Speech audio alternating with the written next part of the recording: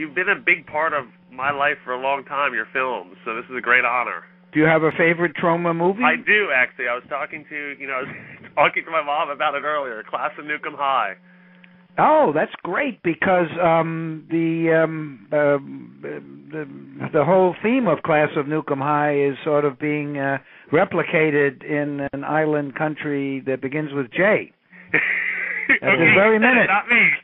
And what's very interesting is we've had 3 companies and 3 big, giant, evil corporations that want to remake Class of Nukem High because of what's happened in the island beginning with J.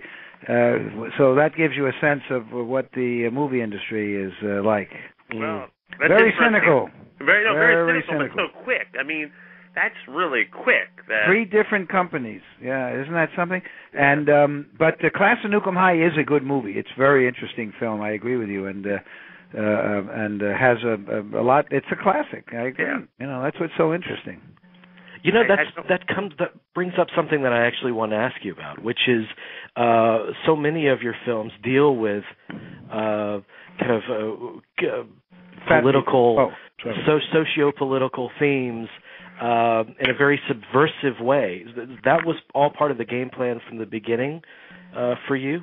Well, it just reflects my politics. I had a grandmother who was very, very, very left-wing, much more so than I am. Mm-hmm. And she used to send me a lot of stuff when I was a kid, and I.F. Stone Weekly, and Carlos Lamont, and Scott Nearing, and William O. Douglas. And I used to read all this stuff. And C. Wright Mills, there's a professor at Columbia named C. Wright Mills who wrote a book called The Power Elite, which basically talked about the military-industrial complex and all that stuff. But I sort of reduced that to, or not reduced it, but transformed it into the conspiracy of the labor elite, the labor leaders who make millions of dollars while their constituency are eating dog food, the bureaucratic elite, the Congress, and the corporate elite. And these 3 elites suck dry the little people of Tromaville of their economic and spiritual capital, and the little people of Tromaville need someone to save them. Sometimes the Toxic Avenger has to come in and save the people of Tromaville from the evil elite conspiracy, or Sergeant Kabuki Man NYPD, or sometimes, as in Troma's War, the little people of Tromaville take matters into their own hands and save the First Amendment, et cetera, et cetera. Boy, am I boring. This is terrible. You're incredible. But these crises that you're talking about, I mean, the Jesus crises? Now, wait a minute. Jesus Christ, leave him alone. He is our Lord and Savior. As a dirty Jew, I command you. Don't talk about Jesus Christ. Oh, crisis, yes. What crises are we talking about? I mean, all of them that you're talking about, they're worse than ever before. It is pretty amazing what's going on now, isn't it? We're going to bomb Libya now for some reason. What is that all about? How do we do that? How do we get it? This is something that's right up your alley, like with your films and everything. It's surreal almost. We're fighting. It looks like a third war on credit, borrowed credit. It's not even our money. We're fighting these. What is it? What are we? In other words, what is the rationale for bombing Libya? I didn't quite understand, because I heard something about Gaddafi is killing his own citizens, but didn't China bomb and exterminate the Tibetans? We didn't bomb China. And didn't the Russians exterminate a lot of Chechens and Jews, and we don't bomb them? Yeah. There's a whole thing on the Today Show and all these shitty, horrible morning shows about bullies. We're a bully. We're bullying. If we can beat the crap out of them, we'll do it. And the New York Post and the Daily News, our New York papers, are making fun of the Gaddafi. They have headlines, Kaboom, K-H-A, boom. But we don't go after the Russians or the Chinese. That's interesting, isn't it? Have you seen that movie? What's that movie with the little machine in space? WALL-E. Yeah. We're the humans in that movie. Yeah, you're right. Well, I don't know if I'm right, but I'm drunk. No. Forget that. It's the crack speaking. It's not Lloyd Kaufman. It's the crack. At any rate, let's talk about art and TromaDance Film Festival. Exactly. I wanted to ask you about. I definitely want to ask you about TromaDance, but about the independent film as it is today. Is the independent film kind of a fallacy now? Is there such a thing really outside of what you're doing? Well, phalluses are very important in my films. I think the phallus is very serious. As a gay married man, I am extremely interested in the phalluses. But I think that independent cinema is terrific because there has been a democratization of the making of cinema. In the same way that when cars were invented, you had to be really, really rich to own a car rather. But then comes along Henry Ford, who then suddenly democratizes the ownership of cars. Well, thanks to the digital revolution, anyone can make a movie. The art of cinema has become democratized. The problem is that the distribution channels and being able to live off your art has become more and more difficult because the media has become so consolidated, and the rules that used to protect the public against monopoly have been done away with, so that even though anyone can make his, her, or its own movie, or its own damn movie, if you like my books, the problem is no matter how good your movie is, if you're not aligned with one of the giant devil-worshipping international media conglomerates, you can't get to the public. And that's the conundrum, and that is the tragedy. There are great independent movies all over the world that are being made, but because we are in an age of Adam Sandler with his movies on 6,000 screens, we miss a lot of really good subversive cinema. And my movies are totally blacklisted, economic blacklisting. My films are not, my films I think are important, but there's a pantload of much more important movies that are could be changing the world for the better, and nobody gets to see them because we are living in an age of the conspiracy of the labor, the bureaucratic, and the corporate elite. Right. But the video has dwindled. What avenues have you sought out to get your work seen? We're toast. We got nothing. We're totally. The only reason Troma is still around is we have fans who bust their asses to find our movies. We have the Cannibal the Musical, Trey Parker and Matt Stone's movie. They have a Broadway show now. Right. Yeah, the Book of Mormon. The Book of Troma. I saw it last night. It's a very good show. It's quite good. It's very, very good. And it's better. It's I would say it's better than Cannibal the Musical, but Cannibal the Musical is pretty close. And Cannibal the Musical's never been on American TV. It's a huge success on home video. Never been on American TV. It has no nudity. What's the excuse? It's Troma, therefore economic blacklisting. Toxic Avenger. The Toxic Avenger Part 4, Citizen Toxie's never been on TV. That sold more DVDs than Cannibal the Musical, and it's never been on American TV. This is economic blacklisting. We have never, ever, in our almost 40 years, we've never had a movie in Blockbuster. We've never had a movie at Walmart. We've never had it's economic blacklisting. If you're not part of the club, you are riding the back of the bus. But let me ask you this. You say when you mean American television, do you mean cable television as well? Or just anything with a small screen that's not DVD. Cable. Cannibal the Musical hasn't even been on MTV, hasn't even been on Comedy Central. Where South Park is the biggest asset. Right. And Citizen Toxie, the Toxic Avenger Part 4, sold, I think, 300,000 DVDs, never been on any kind of American TV.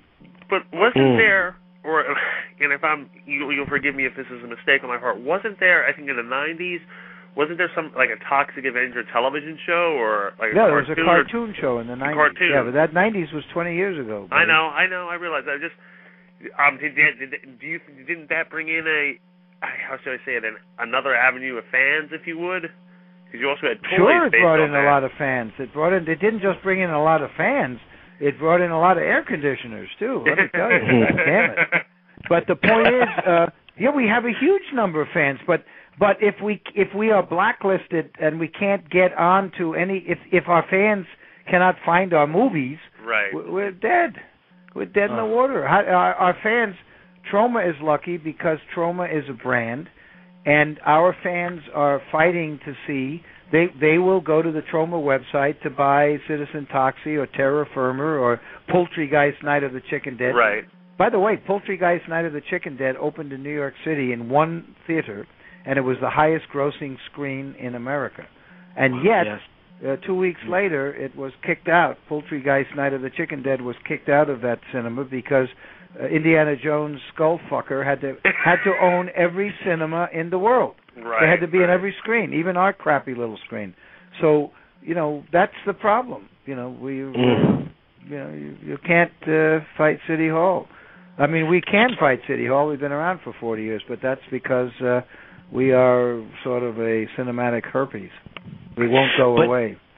But I would imagine that's why you're probably also very passionate about your film festival.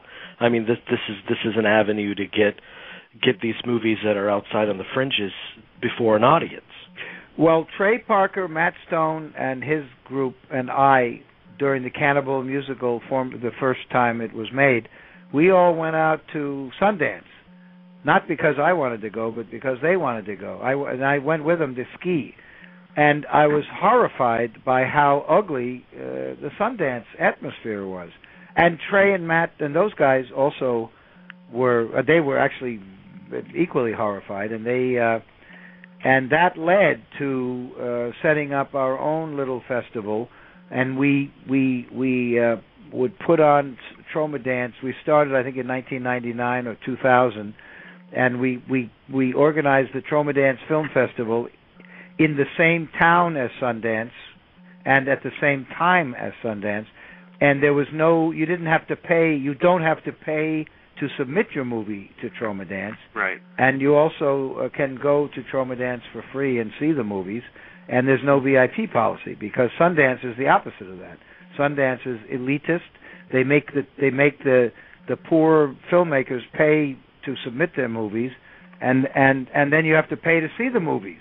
Mm-hmm. And okay, maybe pay $5, $10, but some of those tickets are very hard to get and very expensive.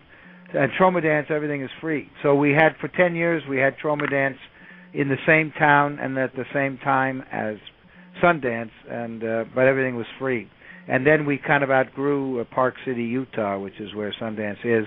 And last year, we moved to Asbury Park, New Jersey, which is the home of the Toxic Avenger, of course, and Tromaville, New Jersey. And, it's kind of takes a little more. The TromaDance has grown a bit, but it's still totally free. Everything's free. It's very inclusive. I mean, it's it's not. A lot of people wonder, is it all horror films or no? TromaDance has got children's movies. It's got last year it had the premiere of A Human Centipede. It's got everything from G-rated to pretty much X-rated movies. It's a very interesting festival and totally fan charged. It's all volunteer, and the only reason to be at TromaDance is that you're a film fan. It's not like networking or there's none of this hoity-toity stuff or networking or let's make a tax shelter stuff. It's all about the love of cinema and hopefully giving movies that are very idealistic and independent a shot at getting some people to see them. And it's a 2-day event. Yes. And this year it's April 22nd through the 23rd. There's a website, TromaDance.com, DANCE.com, TromaDance.com. And this year we have some interesting guests. We got Bill Plimpton, who's got a wonderful animator, and he did that series on MTV called The Head. He's been nominated for an Academy Award. He's one of our, and he has actually distributed his animation independently himself. And now there's like a whole movement of animators who are distributing their own animated movies themselves because Bill led the way and has been doing it. He's a seminal filmmaker. Mm-hmm. And he's someone that has been influenced by you. I mean, I've heard quotes from him that you were a very key influence for him. Well, I'm happy to. I did not know that, but I'm happy to hear that. Anyway, he's a good guy and he's incredibly talented, and I'm glad that he, doesn't hate me for being influenced by him. It didn't ruin him. Before I let you go, I just have to know about you've been doing this for so many years. And you've doing what for so many years? Masturbation? How do you filmmaking. Filmmaking. You've been doing that longer, but filmmaking. Well, that's when you're independent and you have total control and you're doing everything yourself. There's a little bit of masturbation involved. It's a good metaphor. It's a very good metaphor. It is. Yeah. But through all the kind of battles that you've been through, that some of which we've mentioned tonight, what keeps you going? Is the love of filmmaking still as strong as it was when you first started? Yes, absolutely. I mean, it's an art form, and there's no purpose to be in that field without having a love of the art form. I mean, there are easier ways to make money, and indeed we have made some money, but that isn't what it's about. It's about exposing your soul and doing things you believe in and things you love, and working with people that you love and that you respect, and also stirring the shit a little bit. And unfortunately, I tend to, I think if I have an Achilles heel, it's that I tend to stir the shit more than I should. That turns me on a little more than creating good art, and that is that may be the difference between Oliver Stone, who started with me, and me. Mm-hmm. We need more shit stirrers. We do. And a lot of different fields too. But definitely. I miss Oliver Stone, the shit stirrer. Actually. Yeah. Well, he started with me, and he's unbelievably talented. And now we just finished a film that I didn't direct, so it's good, called Father's Day, and there are 6 directors on that up in Canada named Astron 6. And it's excellent, and it's controversial, and it's makes some good political points, and it's Troma-esque, but sort of Troma the Next Generation. Mm-hmm. So keep an eye out for Father's Day. It's being edited now, cool. And I think it's pretty cool. And meanwhile, I'm trying to write. I'm working with the third set of writers on Toxic Avenger Part 5. So hopefully, it takes me a long time to get a script that I can believe in, and I think that's what's important about this. It's an art form, and at least if you're going to be independent and do it the way Troma is doing it, you have to have something you really believe in. Otherwise, there's no purpose in it. Because Poultrygeist, Night of the Chicken Dead, I'm totally proud of that movie, and it's the New York Times and Entertainment Weekly and all of the underground blogs love it, but it will never make a penny. But over time, it will. Poultrygeist, Night of the Chicken Dead. Stephen King discovered it and put it on his homepage, and all sorts of people love that movie, and we'll never make 10 cents from it. But that's more important, really, than making Eat, Pray, and Love. Right. Yeah. Because you'll forget about that, and your film will last. Well, your film will have a life. Class of Nukem High. Class of Nukem High was made in 1986, and it's still. We even though it's in we have no distribution anywhere, the Troma website still sells a huge number of Class of Nukem High DVDs. And it still gets theatrical bookings. My new book, Sell Your Own Damn Movie, talks a bit about that and how Fair Game, this movie Fair Game or whatever. We already forgot it. and yet Class of Nukem High, 25 years later, is still in movie theaters. So, I'm proud of that, even though I'm wearing a cardboard belt and sleeping in a refrigerator box out near the railroad station. Where are you guys located, by the way? Are you in part of New York somewhere? Actually, the show number is out of New York. This is strange. I'm in Florida. Jerry's in Maryland. I'm in Where Maryland, in Florida? yeah. Where in Florida? Between Tampa and Orlando. Do you go to MegaCon?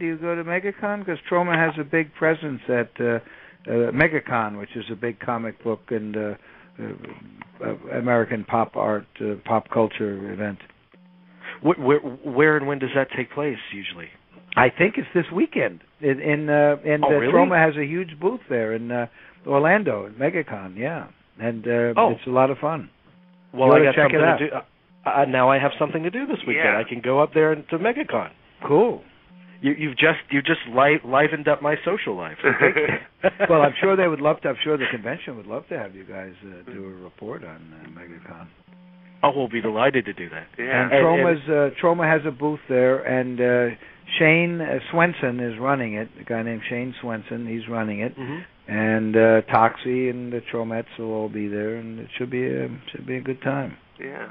Well, I'll attend. And what about Maryland? Where are you in Maryland? Silver Spring.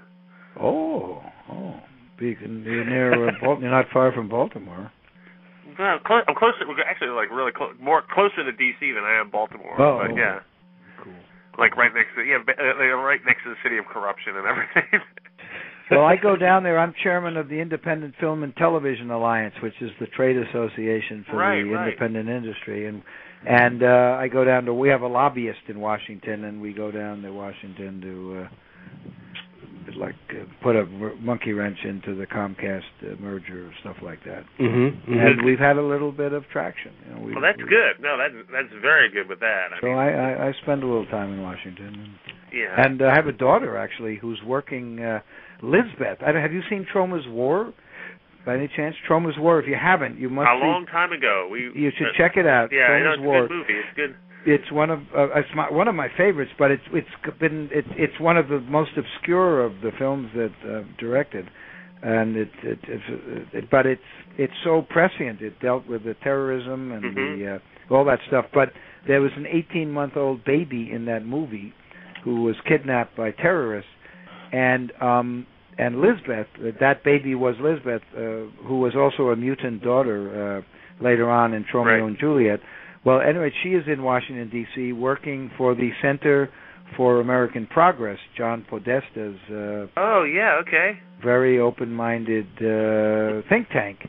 And if you go on Twitter, at Lloyd Kaufman, you can read. She's been writing very interesting articles about green science and futuristic stuff. And I just put up an article. She did something by Kurzweil. She did a piece on Kurzweil, this futuristic guy who has a book that just came out called Testament Man, and how knowledge and science are proceeding faster than the brain, and blah blah blah. Right. No. This rings about. I remember you actually in a previous interview talking about this. Yes. Yeah, I remember this from a couple of years ago. That's right. That's the way I am. Yeah. I wish I could remember. It's wonderful. Unfortunately, I can't remember it because I took a lot of acid. Well, you're doing better than a lot of people who don't take acid, okay? Those were the 60s, yes. Let me tell you that. You're doing a lot better than a lot of people who don't do any drugs. You're doing a lot better than they are, so. Well, thank you. The Toxic Avenger is still, it's being remade now, by the way, speaking of the good old days. Akiva Goldsman, do you know him? Akiva Goldsman. Yeah, terrific. He wrote Dangerous Mind and got an Oscar for that. Yeah, but let me ask you this. All right, you say it's being remade. Now, do you see anything from the remake? Shit, yeah. Assuming we're supposed to get some humongous checks. That's how we're going to make Toxie 5. Okay, good. Okay. Yeah. Well, that's and good. Stephen Pink. They've got Stephen Pink, who directed and wrote Hot Tub Time Machine and High Fidelity and Grosse Point Blank, all of which are good, wonderful films. So he's writing it and I assume will direct it. So maybe it'll be, they're spending $100 million supposedly. So maybe it'll be a good remake. There's no reason you don't go to movie jail for making a good remake. That's true. I actually saw a letter that you wrote on your website to fans that were critical of the idea of a big budget remake. Yeah, they were angry. A lot of our fans, they set up a Facebook, "Don't remake Toxic Avenger," and then they had another Facebook, "Lloyd Kaufman should direct the remake of Toxic Avenger." And I got them to take down the Facebook about me directing, because clearly I'm not the guy to direct a $100 million mainstream movie, and I don't think I'd want to. Right. But there's no reason not to remake it. If nothing else, it keeps us in business. We can make Toxie 5, and it might be good. What's wrong with that? And then there's always the original. The original Toxic Avenger is still there. Right. Nobody's taking that down. That's absurd. See that? Let me ask you a question though. I don't mean to keep you on. No, you are doing something. Would you be willing to, for like Class of Nukem High, Surf Nazis Must Die, and the other Terra Firma, would you be willing to sell the rights to remake those in order to finance more films on your end? Terra Firma, Terra Firma, I think is an amazing film. Terra Firma. It's when I look at that movie, I can't believe we made it. It's so out there. I can't imagine anybody remaking that movie. Well, no, but you'd be amazed if they remake. I'm just amazed it got made. I'm amazed we did it. Right. The fact that we had to. I don't think I would do that film. I mean, it's so out there. I'm amazed that I must be totally insane, because that movie is really nuts. Terra Firma, it is a movie, but it's the most personal movie I've made, and I really bared my soul in that movie. Like what John Carpenter's done, and he's been criticized for basically selling off his whole entire library to have it remade. Would you be willing to? Are you willing to do that with let's say the Class of Nukem High or something, so that you can finance your own movies, more original work down the line? Yeah, of course. Okay. And who knows? Maybe the remakes will be good. By the way, my brother's movie, Mother's Day, has been remade. I have not seen the movie, but from what I hear, it was at Cannes Film Festival, and I hear it's Rebecca De Mornay stars, and Jamie Hill is in it, and I hear it's really good. I was in Germany not too long ago, and on a tour there, and one of my hosts said that he had seen it at Cannes and thought it was almost as good as the original. So who knows? I did hear about there are a lot of good remakes. No, there are. There are good remakes. It's not, and it's something that people think is a recent phenomenon. There've been remakes as long as there've been movies. That's There's right. been remakes. Absolutely. People don't understand. Ben-Hur was a remake of the silent Ben-Hur, and so forth. Well, how about All Quiet on the Western Front? Yeah, exactly. Right? How about The Star Is Born, Judy Garland? Yeah. That was the third iteration, and it's the best one. How about James Gunn's script of James Gunn worked for Troma and went on to write Romeo and Juliet. He also wrote the book with you. All I Need to Know. He sure as hell did. That's right. Yeah. And now well, at any rate, he did Dawn of the Dead, the remake. That's a terrific movie. That's a scary, friggin' scary zombie movie.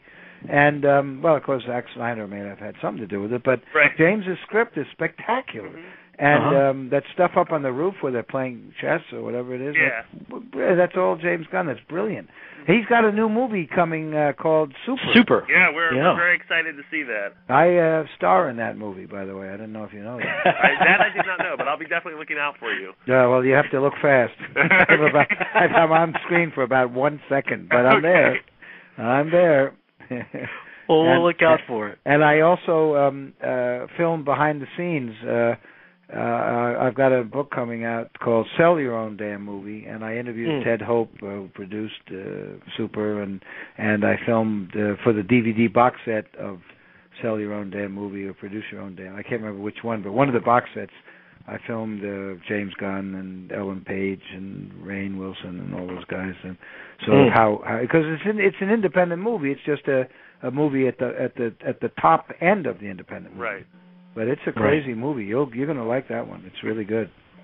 We're actually going to offer links for our listeners to purchase your Make Your Own Damn Movie set and a couple of your titles as well. Oh, thank you. So how many titles are there? I mean, I have All I Need to Know About Filmmaking. I learned from the Toxic Avenger, and then there's Make Your Own Damn Movie. And these are the books. Yeah, Make Your Own Damn Movie is a very good book, and then there's Direct Your Own Damn Movie.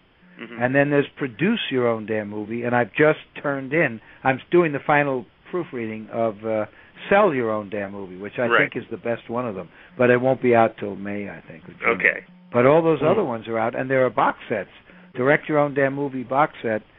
Like the book, they go very well together because the Direct Your Own Damn Movie book is kind of half my own kind of theory about directing and how I've done it, and then the other half of people like Eli Roth and Roger Corman and Joe Dante, and also they're successful directors.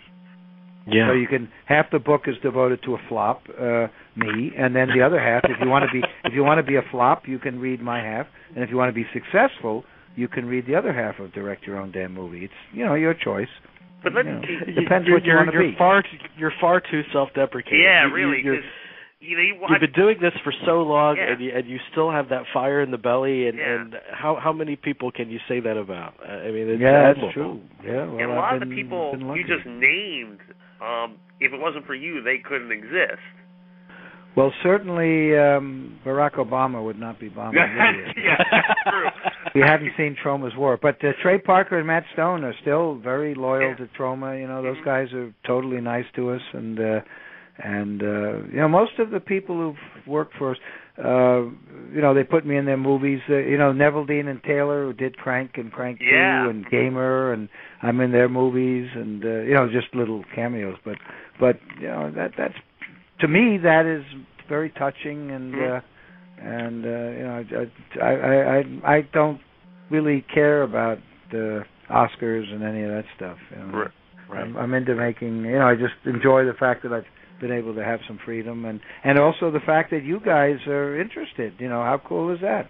You guys absolutely. are doing it. You guys are interested in Troma, not because Troma is advertising in the New York Times, but because you're sincere fans. And how cool is that? That the Adam Sandler movie gets a 2-page story in the New York Times, not because anybody in the New York Times likes Adam Sandler. It's because they're advertising, and Rupert Murdoch or Paramount or whoever is involved. And I'm not saying Adam Sandler isn't talented, but everybody knows his movie's coming out because $60 million of advertising is advertising it. You don't need the New York Times to talk about it, but the New York Times does because they need the advertising and they're on the needle. Right. So you guys have nothing to gain by interviewing me. In fact, you probably have lost every listener you've ever had. There's probably a huge amount of silence. You're worse than I am when it comes to self-deprecation. Okay, you really are. But those movies, I mean, if I have to talk about I do self-defecation, and that's you ain't seen nothing till you see that. I just had I might have something that could rival tonight. you on that, but I just had a couple of enchiladas. There's going to be some amazing self-defecation very soon. Actually, I'm doing it from the mouth right now. You are the human centipede. That's great. Yeah, that's right.